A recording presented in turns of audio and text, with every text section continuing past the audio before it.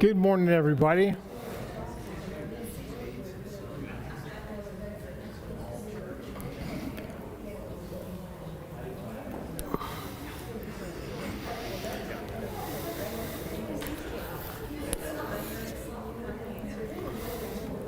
Last week, we started our discussion of special servants.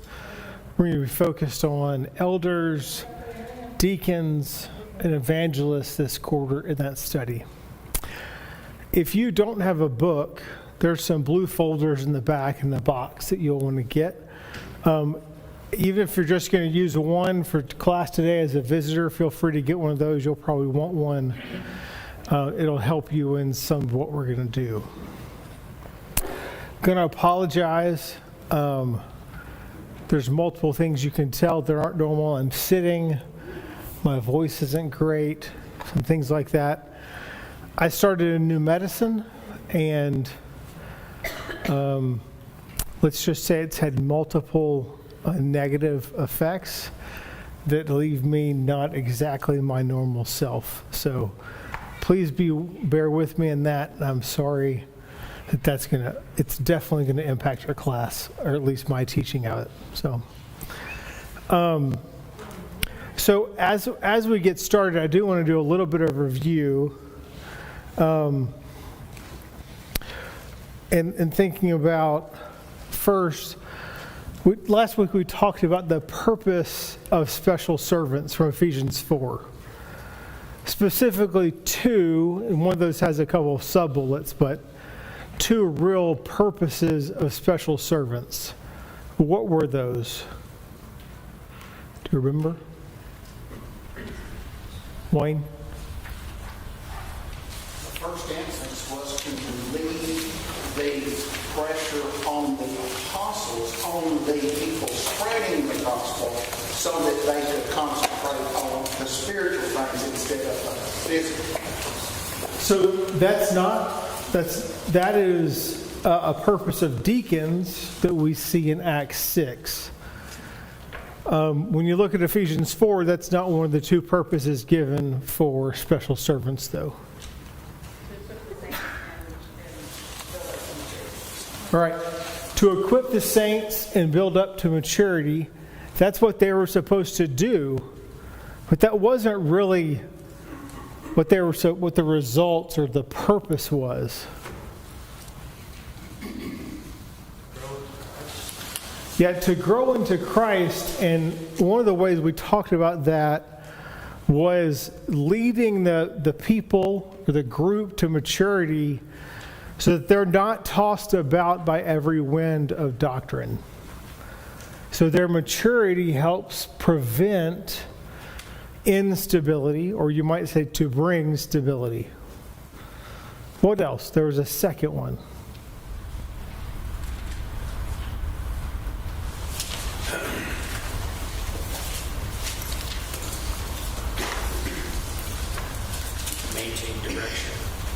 Would you say? Maintain the direction.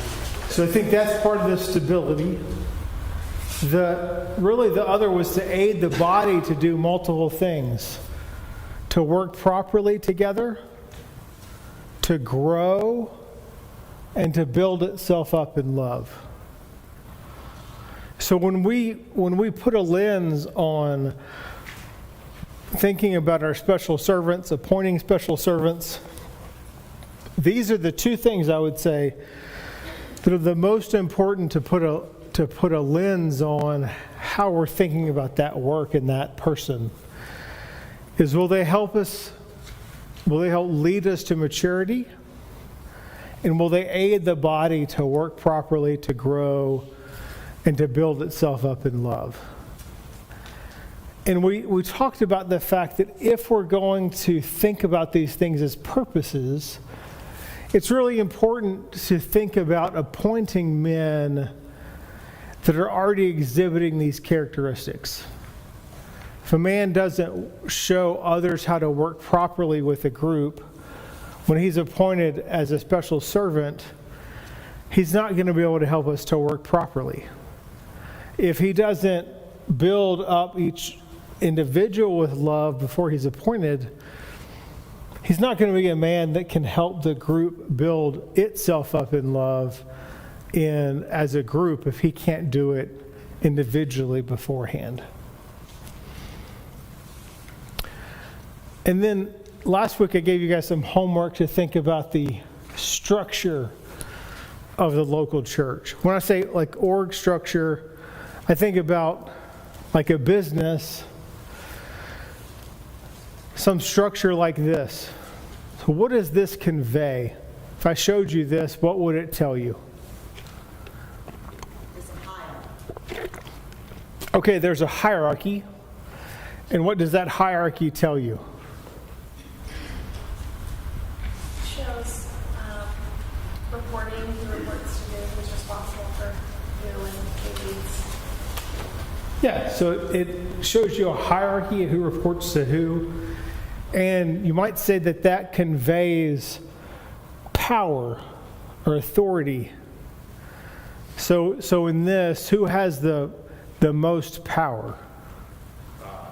Bob. He's at the top. He has the most power or authority of the group. Who are the people that have the least? What'd y'all say? Yeah, that bottom greenish kind of layer. Bill Hook and Sarah Jensen. Those guys have the least amount of power, you might say.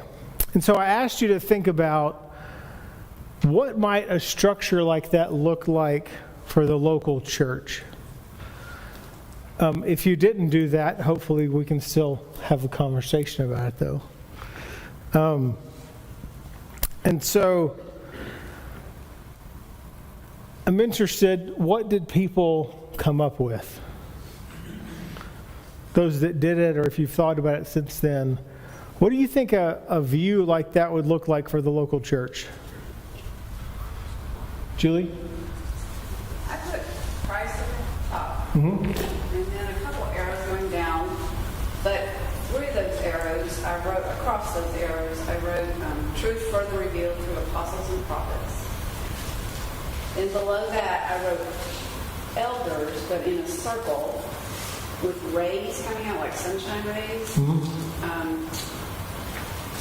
And then I put watching over, through those rays, I wrote watching over, leading by example. And then on the bottom row, I wrote deacons, evangelists, teachers, and saints. Interesting. Okay. I do love that you put leading by example on there. That's great. Did anybody else have something different? Belinda, I know you did. I put Christ at the top and then like 4 arrows down and labeled each arrow elders, evangelists, deacons, and flock. Okay, so there's a difference in these views. Julie's has multiple layers, indicates some differing levels of authority. Belinda's is the opposite. It kind of indicates Christ at the top, and everyone else is relatively equal. Any others?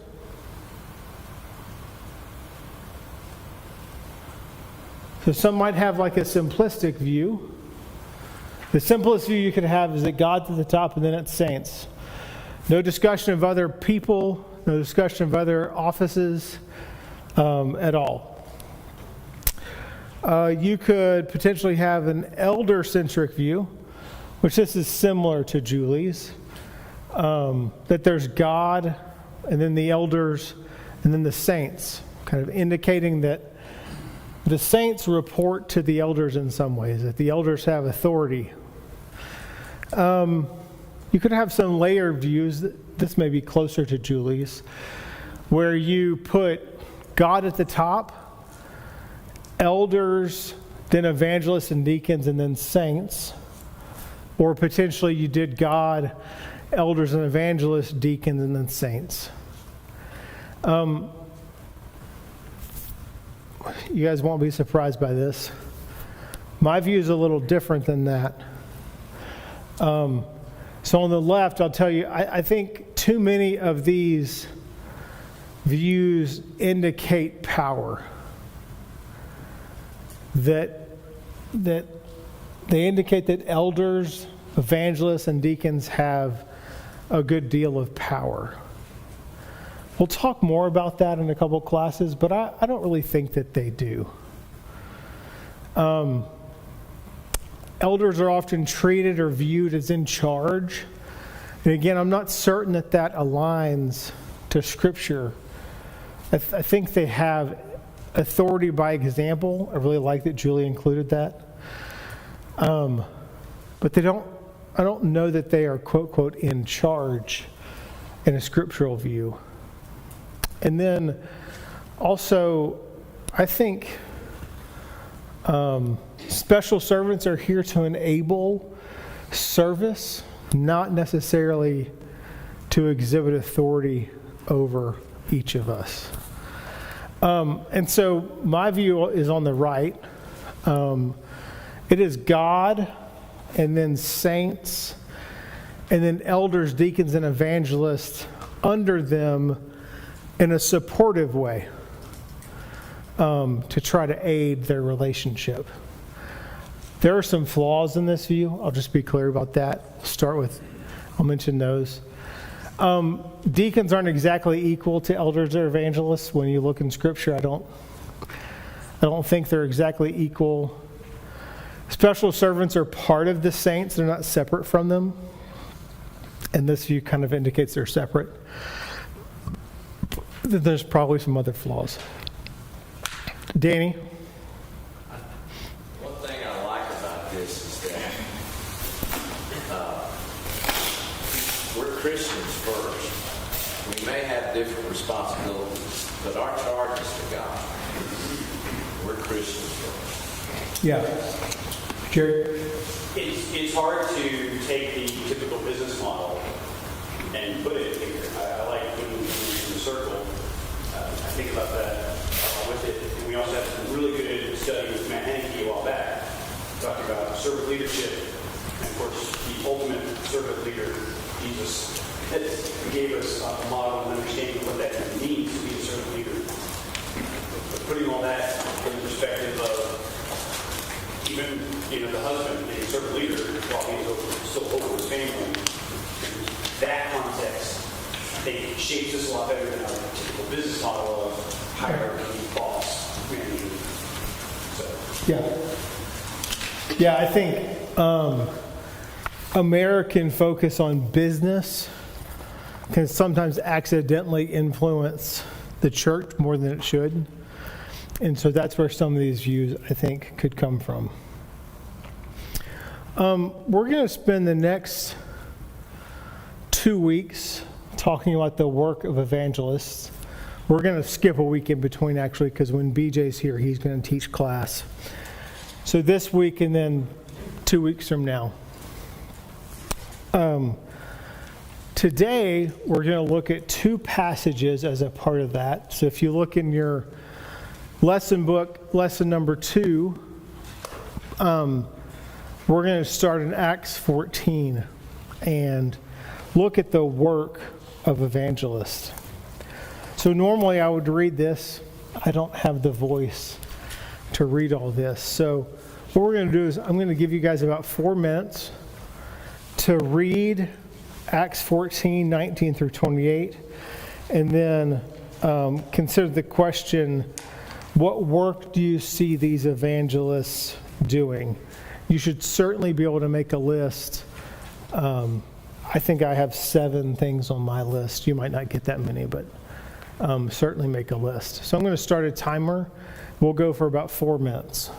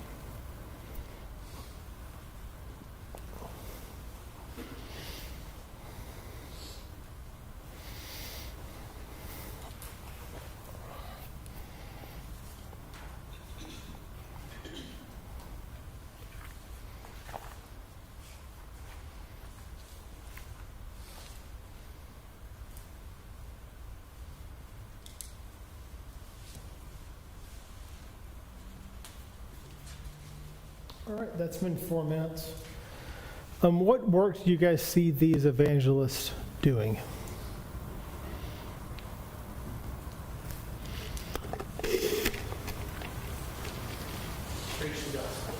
All right. Preach the gospel, number 1 in verse 21. When they preach the gospel. Great. What else?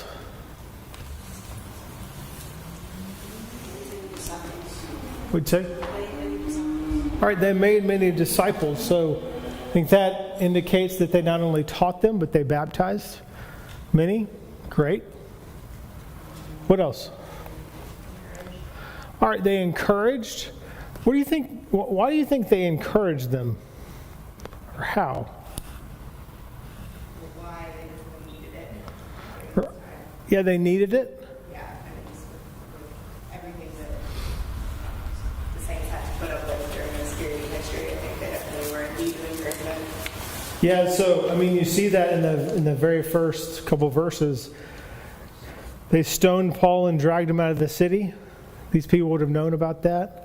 In 2 Thessalonians, that class, what was the encouragement there that the saints needed? Remember? Excel still more. To excel still more and to not forget that Christ is coming. He has not yet come. What else?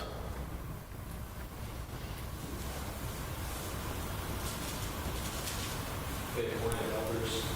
Yeah, they appointed elders, and they did it in every church, which is interesting.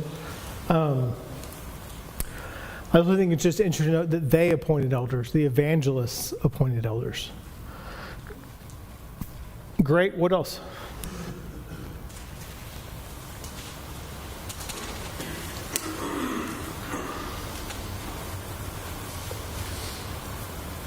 Yes, Julie?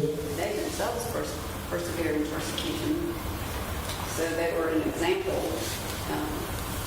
By their own perseverance, they could strengthen and encourage saints. Yeah. Through their example, they strengthen and encourage the saints. Great. I did have strengthen and encourage as separate. I think strengthen relates to what they taught them, whereas encouragement is about why they needed to be faithful and giving them positive words of affirmation about what they needed to do. They didn't just appoint the elders. What else did they do with those elders?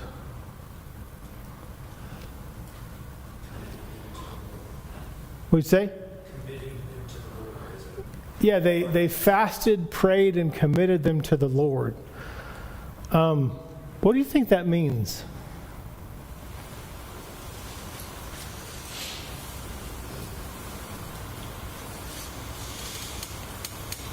Laying down their lives, understanding the role, committing to the purpose God has for others and overseeing themselves. Yeah, I think they helped them to understand their work. And that work was something that they were doing in front of the Lord, not just in front of members of the body. I had one more at the very end. Look at verse 28. I wrote this one down too. They spent time with each other. Yeah. They remained no little time with the disciples. I think this is indicative of when they strengthened and encouraged and appointed elders, they needed to know the brethren they were with. And to do that, it takes time. And so I think spending time with brethren and knowing them is key to almost all of this work. Julie, were you going to say something? The other thing was they gathered the church together at the end and reported. The church had sent them out and they reported back how they had accomplished what the church had asked them to do. Yeah. Great. Any other comments on this passage in Acts 14?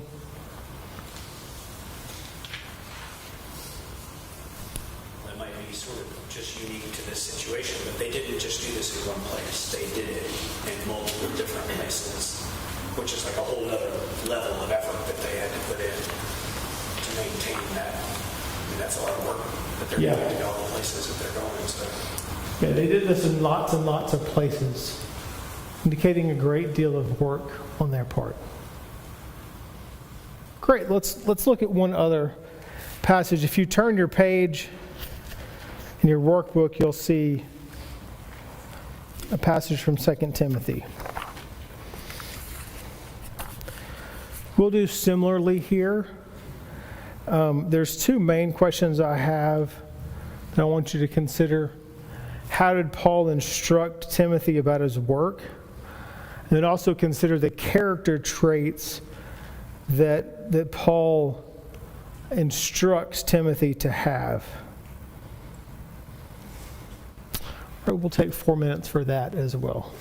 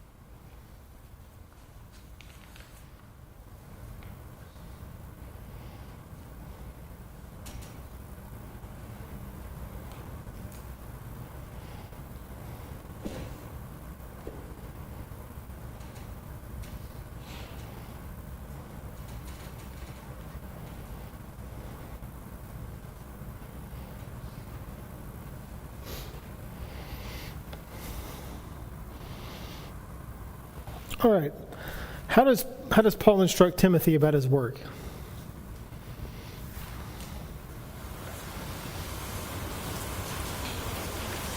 Jared?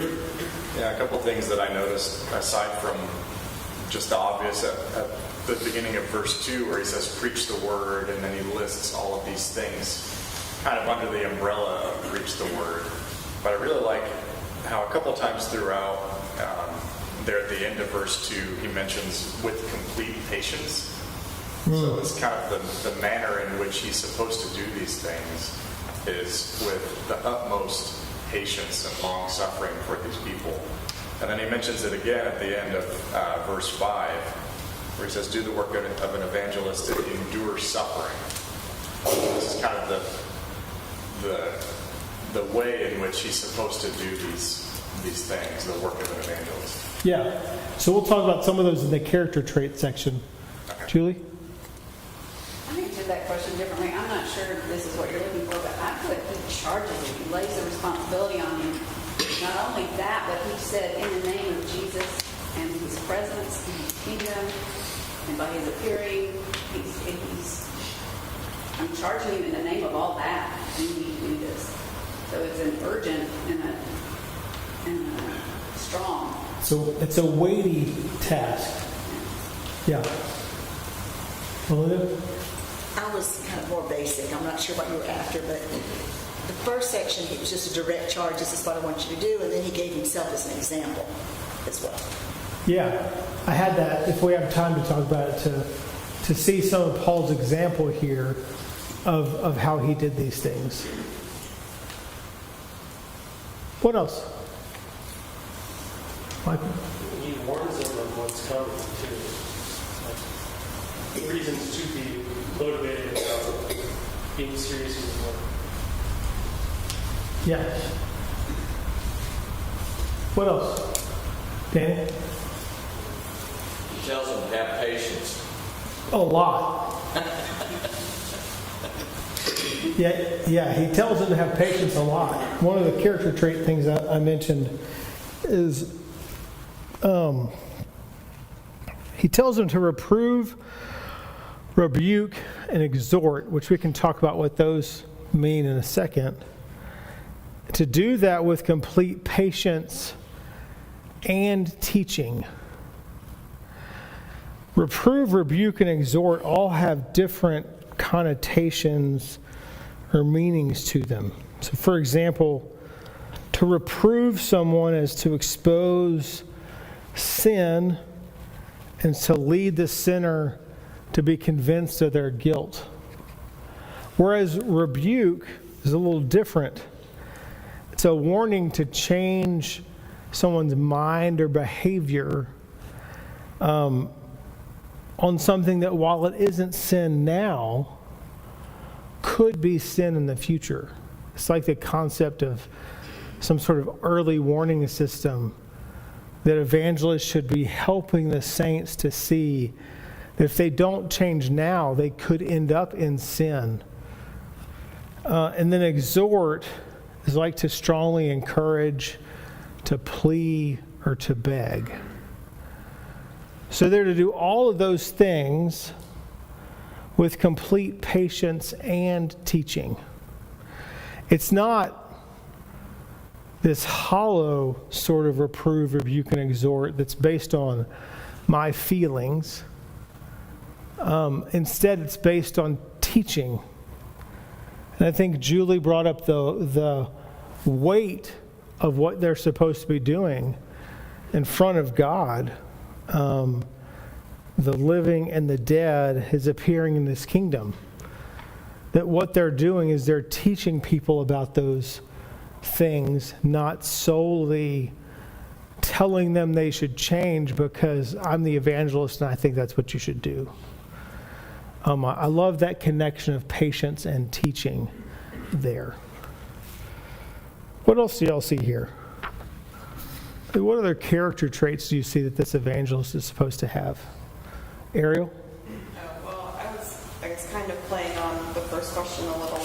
This might be a stretch of what you were asking, but how does Paul instruct? And I feel like Paul is instructing out of love because he knows how difficult it can be. So you kind of like read these verses, and it's a little intense of what he's saying and how he's saying it, but he's just like being realistic because he loves Timothy and he really wants Timothy to be prepared for what's coming up. Yeah.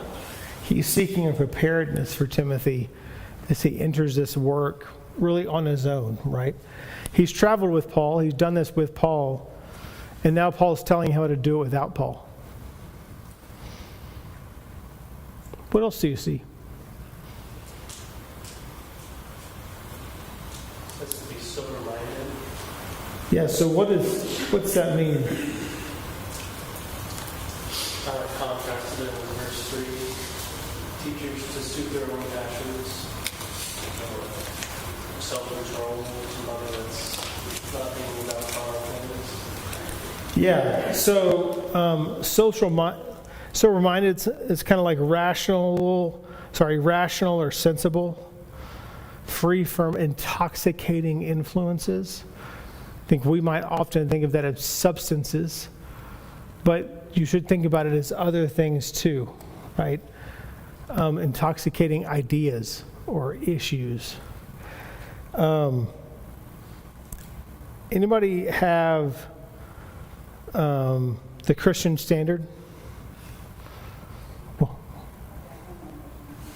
No, I've got questions.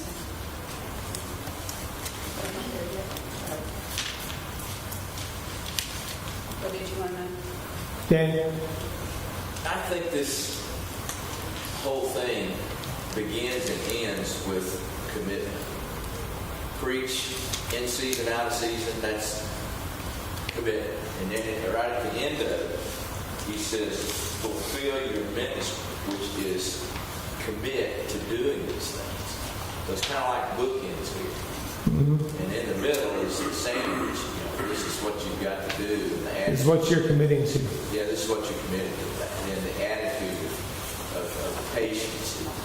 Patience is one of those things where you may have to say something. I mean, when you're teaching a kid, how many times do you have to say something to that kid to get their attention? You usually just don't have to say it one time. You have to keep teaching that. Keep teaching that. Keep teaching that with the expectation of growth. Yeah. For sober-minded, the NIV renders it keep your head. The New Living Translation says keep a clear mind. Holman Christian? Yeah. Exercise self-control. And these aren't unique. This isn't a unique quality for evangelists. In Titus 2 verse 2, all older men are told to be self-controlled. And then in verse 6, younger men are to be self-controlled also. So this concept of self-controlled or sober-minded, it's not some unique requirement for evangelists. It's something that we're all encouraged to have as a part of our character. That we're free from these intoxicating influences, and therefore we can exercise self-control in all we do. We've mentioned this a few times.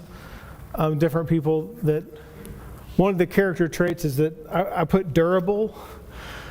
That they're going to endure suffering. This won't be free or easy. And then when he says, do the work of an evangelist, fulfill your ministry. I included that as part of the character traits that he's supposed to continue in the work. It's like a different type of endurance. Sometimes we talk about enduring suffering, but here he's supposed to endure in his work, stay in his lane. There's other work to be done, but it's not his work. His work is the work of an evangelist. There's other work that is outside of his ministry that other people are expected to do. I think that's part of why there's multiple types of special servants, is they each have different work. And by staying in their lane, each work is cared for. But if they're moving between each other's work, it's much less likely that all the work that needs to be done will get done. Any other comments here? He demonstrated a huge amount of faith and hope in the end there. I thought that was a good character trait. Faith and hope. Yeah. Yeah. Anything else? Wayne? You know, this is not only, there's what to do, how to do it, and, you know, attitude and all that.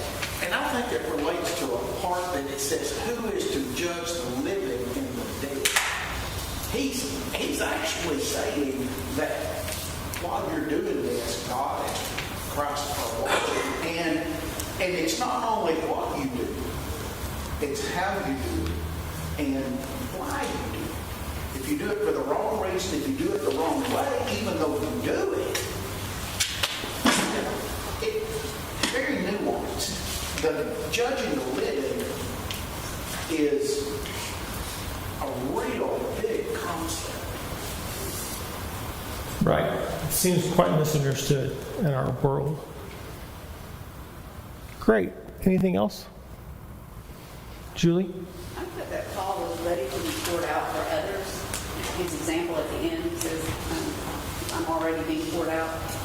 So it's a sacrificial attitude as well to doing the work. Yeah, so much of what the evangelist is doing is sacrificial of his own self for the faith and the hope of others. Great. Next week, we'll have BJ, and so we'll take a week off. And then after that, we're going to look at 1 Timothy 4 together and go through a similar exercise. Thank you for all your participation and your patience with me in my lesson state. Hopefully next week I'll be back to full steam. Thank you all again for your attention.